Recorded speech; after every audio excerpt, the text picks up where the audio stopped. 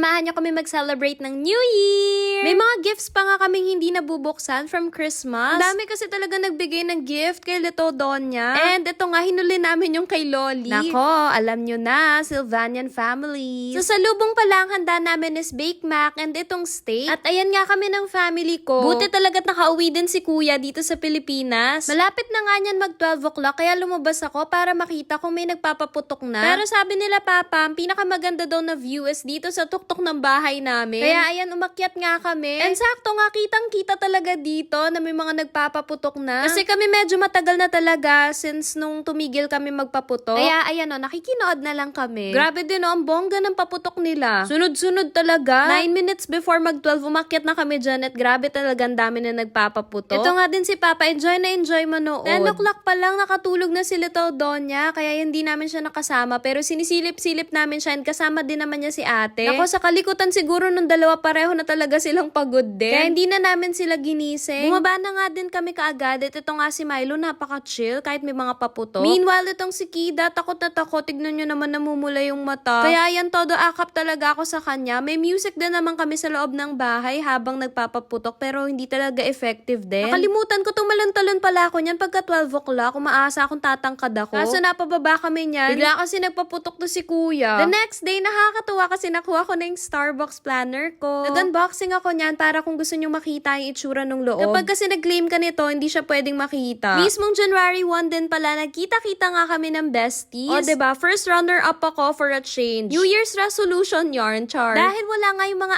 ates niyan, ayan, kitchen duty muna mga mommies. Si Papa A kasi that time may binili lang. Maya-maya din naman, dumating na siya and ang daming ang dalang pagkain. Pero nagluto din pala sila nung pasta, tas sobrang sarap, guys. Si Mama Lita din pala, yung nagluto nitong embutido, nagdala sila sis chin. Tapos ininit lang namin, ang sarap-sarap nga. Dahil sobrang nagustuhan talaga ni Sophie yung pasta. Naku, grabe talaga yung kain niya dyan, guys.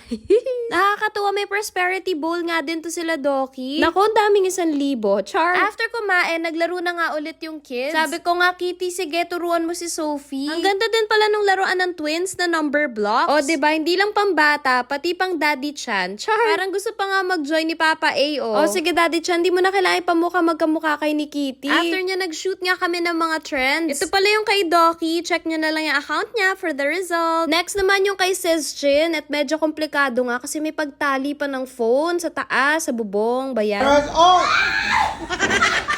One. Leap! Doki! Yung kilikili ko! Ay! Ang bata!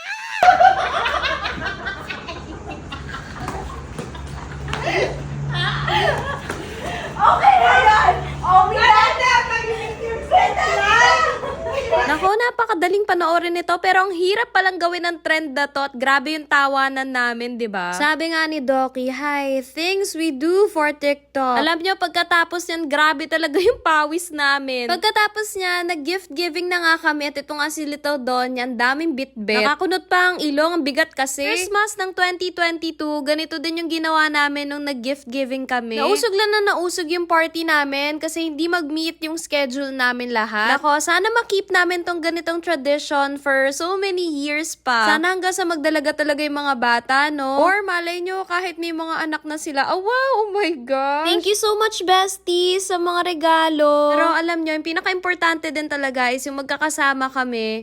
With attitude. 1, 2, 3, attitude. Happy New Year! Good. Happy New Year! 1, 2, 3, sexy.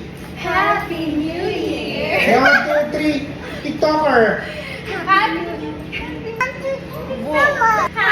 New Year! Nakakabitin talaga whenever we see each other. Pero yan, till next time. Pagbalik ko sa loob, Diyos mio, itong si Doki, binuksan na pala nila yung regalo namin sa twins. Excited kasi sila na gawin tong slime. Pero tignan nyo naman ang mukha ng Doki nyo. Parang stress na stress. What's happening? Ganon. Paano ba naman ay pinaghalo lahat ng ingredients sa iisang bowl? May instructions naman siya kaso yan ginawa nila. Kaya yung kay Rosha parang naging experiment nga. Yung kay Ariana naman, tinulungan na namin sila kung paano ba gagawin yung pagmi-mix-mix. Basta may kailangan magkahiwalay dito kasi. Tapos ayun, umuwi na din kami. Ay sus, nagpapakit pa nga Doki. Yan lang, lab-lab!